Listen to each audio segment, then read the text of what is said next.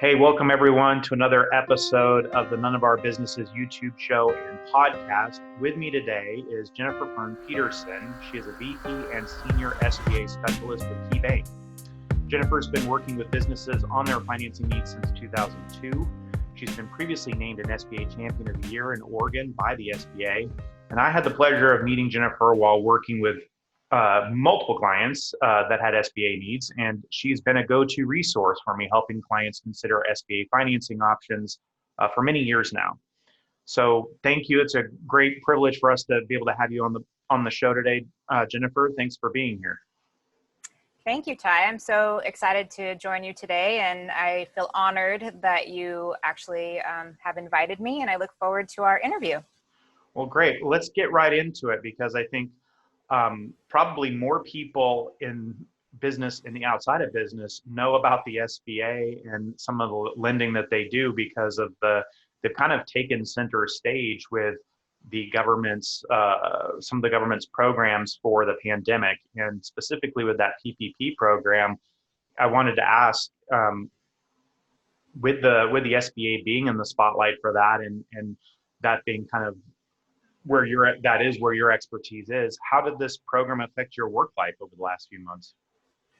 Yeah, that's a great question. PPP, you're right, has brought SBA front and center. And the PPP was an unprecedented program, and one that was developed specifically for the pandemic. And nobody really knew what to expect. We all had this build up to PPP. We had been reading and hearing about what Congress may or may not do, and we were all on the edge of our seats about how it was going to be implemented. And if you recall, the day that it was implemented, the day that it was approved, they kind of changed a bunch of rules, or the night before it was supposed to come out. So, most of the banks went out and hired large IT firms, or maybe use their own internal IT companies to develop a program to support what they thought was going to be delivered to the public. And then the night before had to change a lot of that coding, which created mass pandemonium across much of banking. And I remember that day, it was a Friday night. We were supposed to send out invitations Saturday to clients for application. And my phone was ringing off the hook Saturday, just nonstop, and the week prior to that, clients were calling and wanting to know more information. I was fielding over 100 calls a day, just trying to give people information. In fact, I was doing webinars and trying to educate the public about what to expect. And it all ended up being for nothing, because a lot of those rules changed. So I was telling people what to do, and at the end of the day, some of that was proven to be not the best advice, because they changed, which was stressful. It was a stressful time to be in banking, essentially, not just at SBA, but banking in general. But I have to say, it was amazing and overwhelming and stressful and fulfilling all at the same time. There were a couple weeks there where I worked, and all of us worked 12 to 14-hour days. We were working the weekends. We were doing our best to help every client in our portfolio. And I think, to put it in perspective, SBA typically generates about $25 billion nationally in originations per year. And in those first 14 days of round one, we did 350 billion. So it's nearly 13 times the annual, in 14 days. So it was a crazy, amazing feat, I think. Banks kind of got a bad rap a little bit in the beginning, because some were kind of scrambling, especially with the last minute changes. But I felt from the very beginning that everybody was going to get their money. I felt really confident that the SBA would come back and issue more money if needed. But it's really hard to calm down those borrowers when they're fearful that they're not going to get their cut. And it was a crazy time. Probably the craziest in my entire career, all kind of compressed into a couple of months. Our bank had an all hands on deck approach. So every single department stepped in to help get these loans out the door. And that was interesting too, because regular business as usual kind of went away for a little while. We became PPP Central for about 2 months. And that was a little strange too, but it was what we needed. We were all there for it. You know, we were all looking as, we saw ourselves as integral to being part of the solution. And that was kind of a really cool place to be, especially when there was so much uncertainty in the market, so much uncertainty in the country. It was a fun place to be there for a little while, to be helping on that side. So in that way, it was a really beautiful thing. That's, and I think that's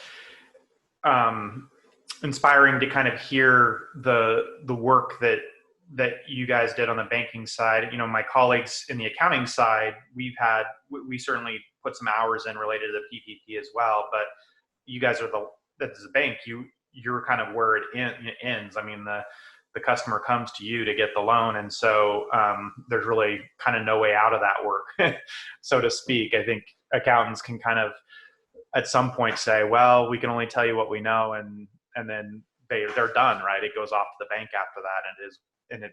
And so, yeah, and I think also, the ultimate success of the PPP, it's hard to really talk about that in a politically charged environment. But I mean, we do know that the jobs report was better in May, and there is some thought that might be, in part, it seems reasonable to think that that's in part due to the work done to get that money out there for the PPP. So, yeah, I think the business community does appreciate, notwithstanding the politics of it and whatever criticisms may still be around related to how it was regulated, which really isn't the banks, is the Treasury and the government. And there may also be, I think there's still going to be political discussions about who had access and the disbursement and all that kind of stuff. But yeah, all in all, I mean, we know it had some positive effect, at least. So that was a good thing, and yeah, historic thing to be working on, right? But then, yes, taking from that, I mean, you've got PPP. I won't go too much into the EIDL program here. The banks don't really administer that, right? That's done directly correct. with the SBA. Yeah. Yes. But between those two things, I think that kind of overshadowed the fact that there are other SBA programs that pre-existed the COVID-19 crisis and the pandemic, and also are being utilized during the pandemic and will probably still be around after the pandemic. And you still are working on those, right? So there's still stuff to think about there. And it'd be great if you can give us an overview of some of those kind of more classic programs that are available to businesses. Yeah, I'd be happy to. Just to kind of make sure that we are level setting, SBA really, it's been around since the 50s. And it really exists to help businesses obtain capital when they would not otherwise be able to conventionally.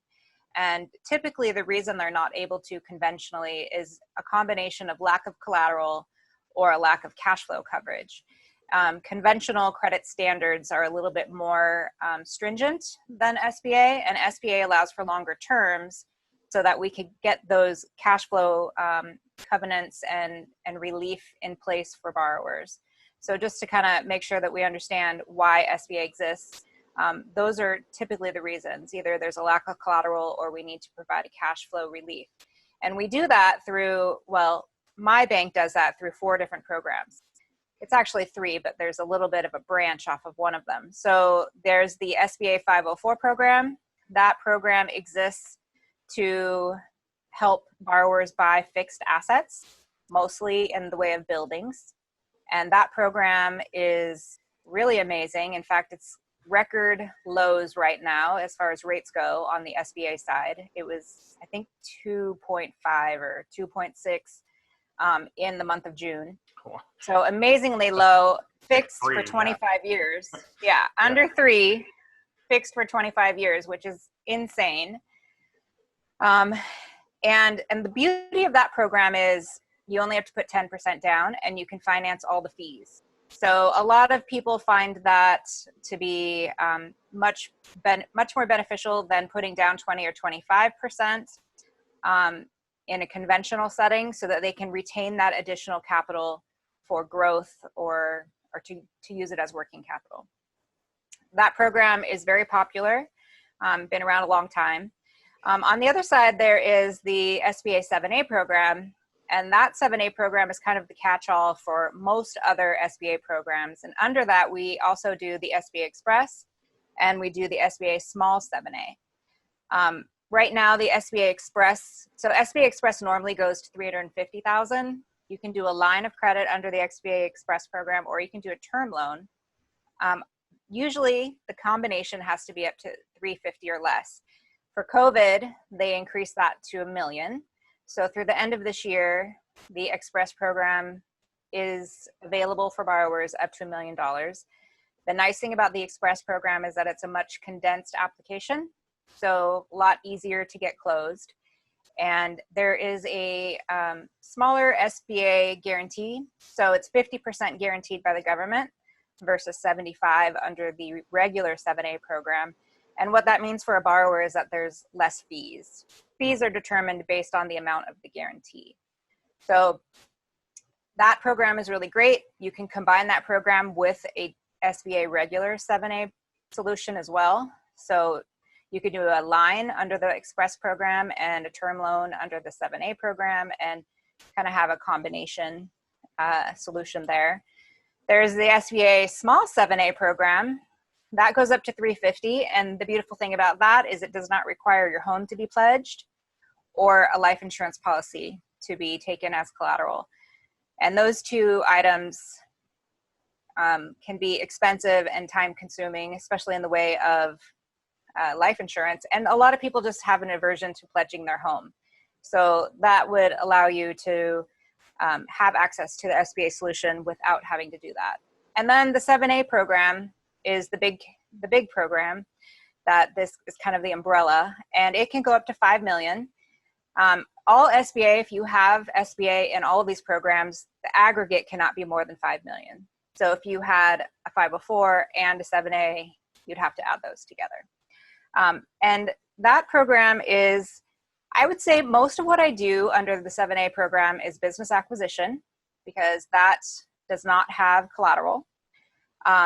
Debt refi, and that's what I'm doing a lot of right now. So companies that have large pieces of equipment that are on short amortizations. Right now I'm working with a company that has a bunch of cranes, which are worth millions of dollars, and they have pretty short amortizations on their loans, probably about 7 years.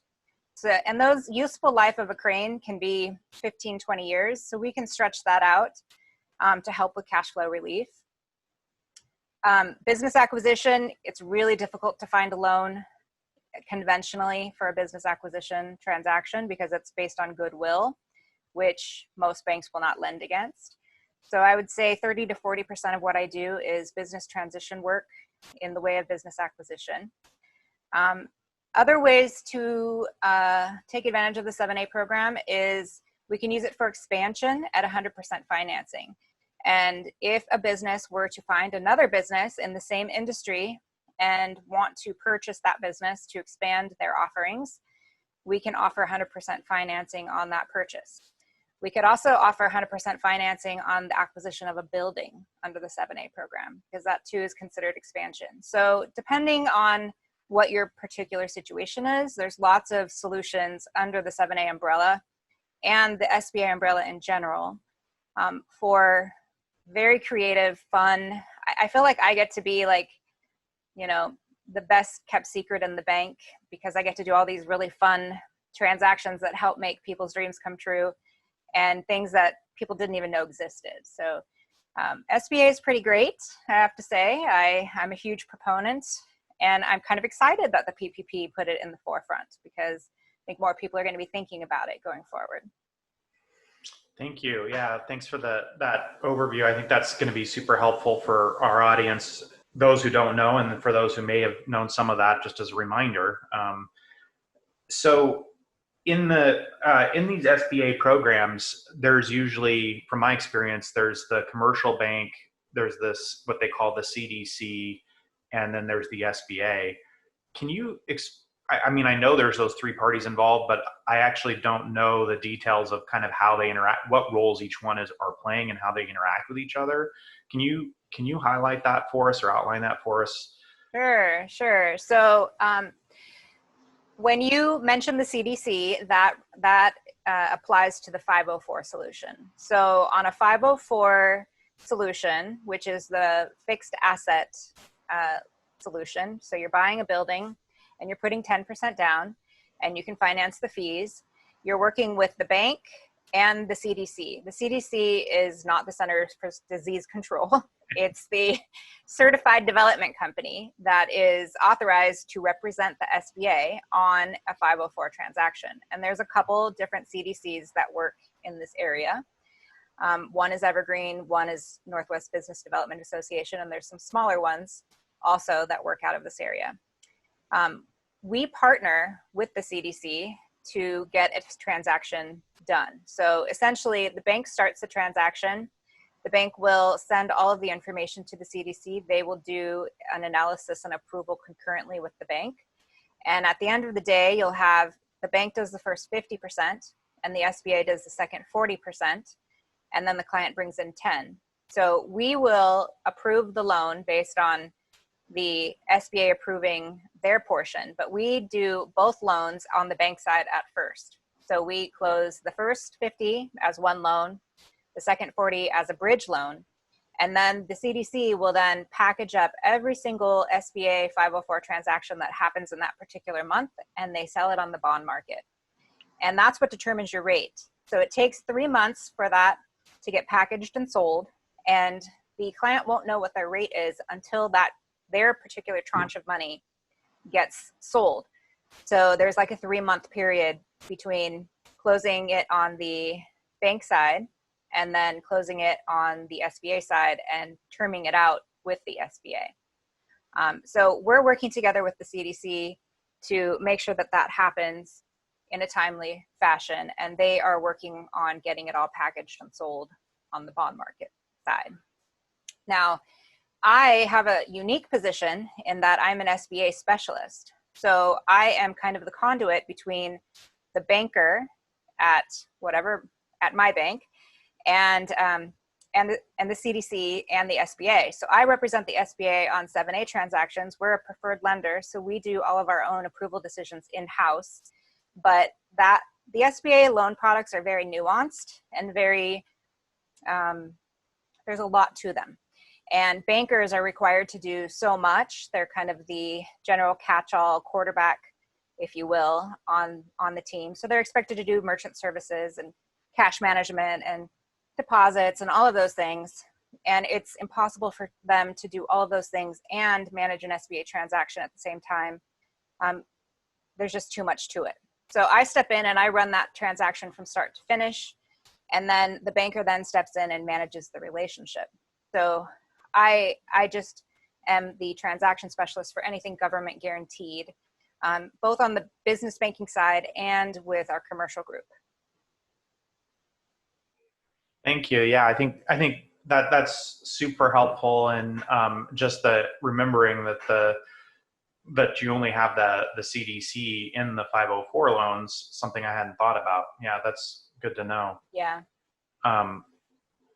So in my practice, and our audience may know this, that I do some CFO consulting, and in my practice, one of the things that we do with clients is trying to help them monitor their covenants and ensure that they are staying on track. And we've got clients with SBA loans prior to the pandemic that we kind of monitor their results against their covenants and also their projected results against their covenants to make sure that their business plans are going to keep them in line with what the promises that they've made in these arrangements. And so one of the things that kind of came to my attention, or my curiosity at least, is looking at some of the pandemic relief, and specifically like the PPP, for example, that companies who may have pre-existing SBA loans and pre-existing covenants, then they take the PPP, and it occurs to me that depending on how you evaluate that, that could push a company outside of its covenants. And so I wanted to pose that question to you and kind of ask what you're seeing in terms of how are banks evaluating that situation right now? What I'm seeing at Key Bank is that we are not factoring that into our covenants. We are taking the assumption that all of those monies will be forgiven, especially with the recent change from 8 to 24 weeks for the forgiveness period. So we see the PPP as being a strength to borrowers. We're looking at it as like a source of revenue because it's all going to be forgiven. Sure. And we are not counting it against our borrowers. It's not even factored into our calculations at this point. Well, that's definitely a relief for somebody on the side of looking at these computations. That's great to hear. Yeah, no, that's, and it makes sense. I think that I mean, you mentioned earlier in this interview about how regulations kept changing on them, the rules kept changing on the PPP. And as we're doing this interview, even as of last week, the Treasury issued some more rules. Yeah. So I think the story is still unwritten as to what will actually be forgiven. It seems like more and more will be forgiven, and it's more likely that more will be forgiven and less will be not forgiven, I suppose. So I think you're right. I think they're going to have to simplify it even further, actually. And I think, I've read things about, loans under a certain amount may just be automatically forgiven. It's going to be really challenging for the government to process the number of applications that are out there in a reasonable time frame. So I could tell you from KeyBank's perspective, we have 45,000 applications. And if you think about that across the entire country, I think they're going to have to figure out a way to make that super easy. Follow-up question on that. When people are taking their PPP loans and going for forgiveness, they work through their bank in doing that, don't Yes, they? It's not a application to the SBA. It is not, and there's so much confusion around it, and there's so much angst and anticipation, and clients are very uneasy about the process. The way KeyBank is working that situation is we are sending out applications to apply for forgiveness in waves based on the date that they received their money. And then the bank, I think, has 60 days to process and then sends it to the SBA for forgiveness, who then has 90 days to make a decision. So that whole process could be 5 months from start to finish before the client knows exactly how much is forgiven, which seems a little bit crazy to me. I think it's going to, just practicality speaking, and I am no guru and I have no inside information, but I do think that will probably have some more changes to come just to make it reasonable for that period. So we'll see. Yeah, no, that makes sense. And thanks for clarifying that, because from my view, I think, part of the confusion is sown by the government and the SBA itself, and then sometimes the accountants too, because what I've seen, the SBA keeps putting out their forgiveness application. They came up with this easy forgiveness application. And then I've got colleagues who also accounting colleagues who do podcasts and videos, and they jump on those things and they start walking people through, here's how you fill them out. And I'm watching this and I'm thinking, well, wait a minute, you're not going to fill those out in that way because you're going to go through your bank still anyway, right? So well, the banks are putting them all online. So well, at least the larger banks are. I don't know what the smaller banks are doing, but we will have it online.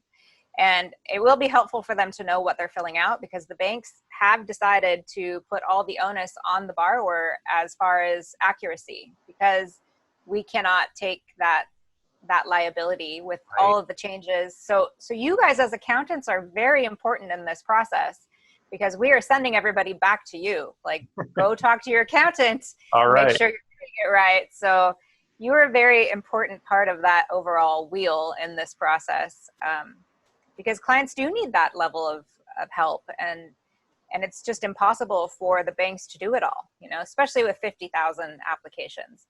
So we are trying to provide access to information on our website, and there's some information how to do it there, but it's going to be interesting. It's going to be interesting, is all I can say. Yeah. Well, I think the accounting profession, speaking for myself and for colleagues, I think we're eager and ready to help clients with that. I think it's the problem is the regulatory environment of, putting a lot of time and effort into helping them figure out how to fill these things out, and then to have the government come back and change it, or thinking that they might. So yeah, we're in the same boat. Yeah. I've heard you mention in our own conversations the opportunity with USDA lending. I was hoping you can tell us a little bit more about those programs. Yeah, so I have just started to dip my toe in the water as it relates to USDA. USDA has been around for a very long time, and it's intended to be used in rural counties and cities. And you can go onto the USDA.gov website to put in a particular address, and it will tell you whether it qualifies or not. But I've found USDA solutions to be kind of fun in a few different ways, because they have a little bit of nuance that is not allowed under the SBA program. And that is, there are additional types of businesses that can qualify, such as cooperatives and nonprofits, which are not allowed under the SBA program. It allows for a little longer amortization on real estate, 30 years versus 25, which can make a difference in some situations. Has a similar guarantee to the SBA and a similar debt or down payment requirement. But it allows for the refinance of SBA. So if a borrower, I'm working on one right now, they have two existing SBA 504 loans, they want to combine them into one and refinance. And you cannot refinance SBA with SBA. So we can refinance SBA with USDA, and then they get that same guarantee, which makes the bank comfortable in certain industries and allows for them to get out of their higher interest rate SBA loans. So there are some nice situations where I think USDA makes sense. In the Portland metro area, it doesn't work, but if you have clients that have ancillary locations that are outside of the metro area, they may qualify. So it's worth looking at in the grand scheme of things.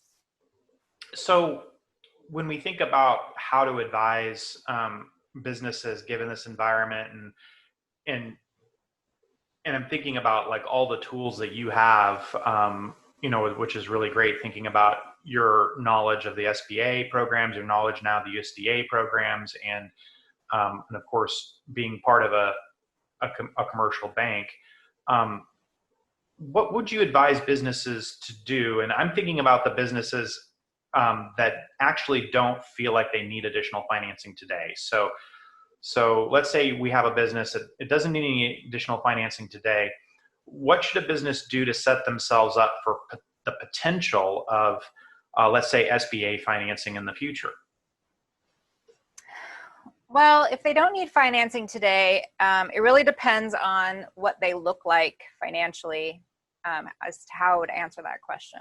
First and foremost, I would say they would need to make sure that their most recent fiscal year end is profitable. I cannot help businesses that have a loss on their most recent fiscal year end. So if they are seeking ahead and trying to position themselves for successful financing in the future, I would say make sure that your most recent year is positive. Also, that your most recent fiscal year to date is positive. Some companies use the tax structuring methodology. They want to take advantage of all the tax breaks they can, and sometimes that makes them show a loss at the end of the year. And that makes it really hard for us to help them with financing. So I have this conversation with clients quite a bit. You need to decide where that balance is for you. Would you rather save as much as you can on taxes, or would you rather be bankable? And sometimes it's in the middle where you want to be both. So first and foremost, I would say make sure you're profitable, make sure your data is profitable, Make sure that you're cash flowing. We have a minimum cash flow coverage ratio of 1.15 to 1 of operating cash to fixed charges. So that's pretty low. It's lower than what conventional standards are. But we want to make sure that you're thinking about that cash flow coverage ratio and that you are able to meet that test. The other thing is, think about your future. When we're asking, I do a lot of roadmap discussions with clients, and sometimes they're not ready right now, or maybe they're trying to plan for something in the future. Think about what your next 2 or 3 years look like, and maybe the first year, the next year, 2021 by month. So you kind of get an idea of, is there any seasonality in there? It just forces you to think a little deeper, which I know you work with your clients all the time on. But just having that vision so that we can work towards a solution that I can get you approved for. Mm-hmm. And also, the main criteria that we're looking at is cash flow coverage and post-injection liquidity. So let's say you're looking to buy another business and that's on the horizon and you're negotiating with the seller. We would look for, at minimum, 10% down. And some of that can be financed by the seller, but that's a nuance, and we can talk about that if you ever get into that particular situation. But at minimum, 10% down. And then we're looking for at least 9 to 12 months of debt service in addition to your leftover after you put down your payment, because the SBA has found that the number one source of default is lack of working capital. So we're looking to see that you have a little bit of cash in the piggy bank should you hit any kind of bump along the road, which you will. When you're first taking over a business and stabilizing it under your management and your style, there's always a surprise here or there that pops up. And having that cash to get you through that little bump is really important. So those are the two things that we're looking at first and foremost. And that doesn't just have to apply to the acquisition of a business. It could apply to the acquisition of a building, or the acquisition of new equipment, or the investment into a new high-paid salesperson. Any of those situations apply. So those are the most important things when I'm advising clients. Mm-hmm. Yeah, I think that's, I really appreciate that advice. And I think it's in line with what I often say to clients that I'm working with, that this kind of lending it's not venture lending that is designed to speculate on a business plan that hasn't been proven in some way. And I think that goes, the two key things I was hearing you say, if the company is in losses, and some companies start and they just lose money because they're taking on a bunch of investment and they lose money, and they're what I would call venture backed. They're looking for venture investment and sometimes even looking for venture lending, and this doesn't sound like this would not be a good program for those kinds of companies, right? No, they wouldn't. It wouldn't. SBA is not, the bank is not looking to be an investor in your business. The bank expects repayment, and in a reasonable time frame. So a lot of times, we'll look at businesses and we'll tell them this is more of an investor deal. Yeah. You need to get to a certain point before you are bankable. And a lot of times people look at SBA as being kind of equivalent to venture capital. And you're right, it's not that. Yeah. Sometimes we take out venture capital in our refis. Maybe a business has turned the corner and they've gotten to a point where they want, the main person wants to own 100% of the business. So we will refinance that venture capital out of the business. But typically we're not a part of that in the beginning. Yeah. Yeah. No, that's confirmatory. That's the advice that I give. And, sometimes I get a lot of pushback because people feel like, well, small business owners often feel like, well, I need to borrow because I don't have cash. I don't have cash flow. That's why I need to borrow. And it's like, well, that's not the time. That's not the time to borrow in these kind of programs. These aren't that kind of lender. They're looking at businesses that have a certain amount of stability and success and existing cash flows, and then they want to grow that. That's kind of what these programs are for. And I think a lot of entrepreneurs and small businesses, they don't see that right away. They don't understand the difference necessarily. So that's a Yeah. conversation. It's kind of a difficult concept to understand. I kind of get it. But yeah, you have to have enough skin in the game to, we do some small startups occasionally, but it's different than a venture capital situation. And I don't do many of them, and I don't enjoy doing startups because they are very challenging. So we just do a handful of them a year, not a ton. And actually, post COVID, I don't know how long it's going to take before our credit team gets comfortable with startups again. I think it's going to be a little while. So Yeah. Well, what we're talking about here may relate to my next question, which is just kind of thinking about what are usually the biggest hurdles that you see, or challenges, or even just mistakes that companies make when they're struggling to obtain SBA financing and they're not able to get there. the number one thing that I see is lack of quality financials, or lack of the owner staying abreast of the financial situation. So what I have found to be the number one reason for not being able to get financing has been either the owner isn't as part of the as involved with the financial components of the business as they should be, and something crazy happens and they don't see it coming. Mm-hmm.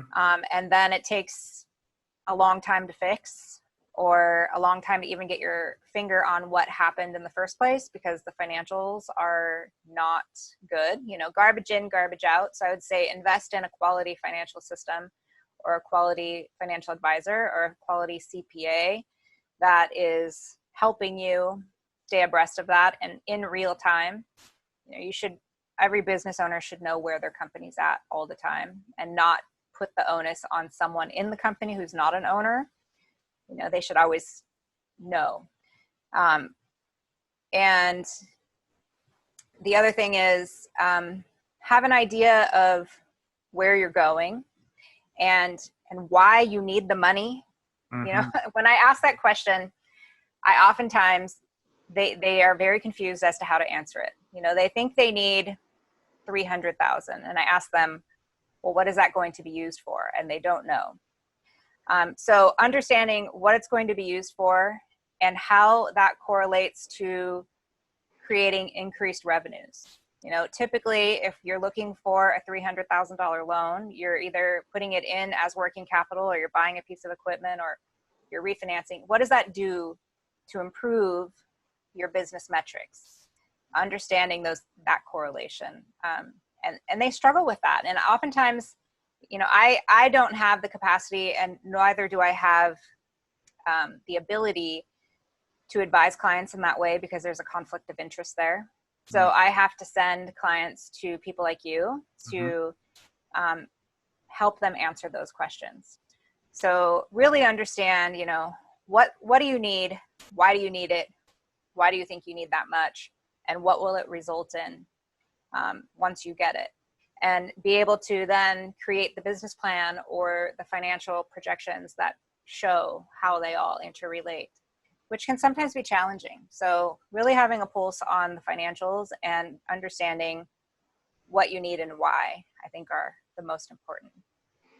Yeah, I think certainly very much appreciate and love hearing that kind of the biggest challenge that you see for these businesses can be solved by what myself and my colleagues do on the accounting side. So that's great in terms of helping get these companies to have quality financials, a quality financial system. And I think to the last thing that you were talking about, it really is a passion for me, because I advocate with small businesses all the time about having what I call a planning model, which is that forecast that they operate the business by. And one of the things that I'm always preaching to the businesses is that you should be operating your business by this before the bank asks for it, because eventually they'll ask for it. And the truth is that a lot of times for some of the clients that I have, they didn't do it they didn't think it was that important to do something like that until the bank started asking for it. But that's still great. You know, if the bank asks for it, it inspires them to think about it. And then maybe I can make my case again to say, oh, now that you're going to do this, I think it should be part of your operating your business, not just because the bank asked for it. And one of the things I always tell them about that is I'm like, if you create this model or you create this projection just for the bank and you don't actually operate your business by it, they're going to smell that. They're going to sniff it out, and they're going to realize that there's some kind of disconnect between what you have in that spreadsheet and what you're actually doing in your business. So Yeah. it's really important to be actually operating yourself by it in the first place. It's funny that you say that, because you do develop a sixth sense being in this job, and you can tell who is legit and who isn't. And you're right. They will, a good banker will be able to ferret that out pretty easily. And a lot of what we do in this job is kind of from the gut. You know, you're taking a leap based on all of the things that you're recognizing with this particular borrower. And some of it is a leap of faith, and knowing that you can trust in them and believe in them and that they are going to follow. And sometimes, you know, my borrowers are quite unsophisticated, and they become more sophisticated as I work with them. And I often do 2, 3, 4 loans and then help them buy a building. And from beginning to end, it's amazing the transformation that you get to see, which is really fun. But yeah, you're right. You can smell that. I agree with you. So before we end, I'd like to give our audience a little bit about your path to becoming a lending professional and an SBA specialist, and maybe just starting with the question of, was this always your plan? Did you plan to work in banking and finance from the beginning? I don't think anybody ever, as a little kid, says, I want to grow up and become a banker. So no, I did not. I kind of happened here, which is interesting. But when I look back, it kind of makes sense, because I've always been that person that's been kind of hypervigilant when it comes to money. When I was a little kid, my mom used to leave me, you know, she was a single mom, and she would leave early in the morning, and she'd leave me $5 every day. And I was supposed to manage that between taking the public bus to school and buying my lunch. And I would instead wake up super early and walk to school and not eat lunch and save my $5 every day, so that I accumulated $25 a week. And I was like the richest little kid on my block, which was pretty fun. So looking back, I think it was kind of in me, but it was not something I thought I was going to do. I was always really quite a good student and loved to learn, but I didn't ever know what I wanted to be when I grew up. And it was really confusing to me when I graduated high school. I just didn't know what I wanted to major in. I decided to go to community college because I didn't want to spend all that money on higher education for a major that I didn't know what I wanted to do. So I thought I'll get all my generals out of the way, spend less money on those generals, and hopefully figure it out over the next 2 years, which I did not do. I decided to work at Macy's, and during that time, I was just doing this kind of side gig job while I was going to school. There was the giant Northridge earthquake that happened. I lived down in LA at the time. Okay. And that kind of catapulted me in a very interesting way, because I was working in the Christmas shop, which was like a temporary shop. But when the earthquake happened, every mall in the entire valley where I lived was condemned except for mine. And when the earthquake happened, all of the people that worked in the main store freaked out and quit. And I was eager to learn, and they were like, well, can you sit at a table out in the mall area and give people values for their china and crystal and silver so that they can claim it on their insurance? And I was like, sure. So I did that for a few months, and in turn learned the china, crystal, silver department like the back of my hand. And at the age of 19 became the manager of the china crystal department, which was a huge job for me at the time. I remember thinking, oh my God, I can't believe I'm doing this. Like, I'm dealing with brides and bridal registries and $16,000 vases. And I mean, it was just crazy. It was crazy for me at the time. But I think it kind of set me on this path where I decided that I was always going to try to fake it till I make it, just try to get myself in a position where I could grow. And I never really knew where that was going to go, but I decided I was just going to do it. So then I decided to move to the Northwest, and I came here and went back to school and decided, I love the Northwest. I would spend all this time with like my field guides out in the gorge and look up bugs, look up all these different things. I was like, I want to be a biologist. That's what I decided. Well, I found out very quickly that you could not do biology at night, and I had to work during the day to make money to pay for my bills, because I decided to, leave the coop and go out on my own.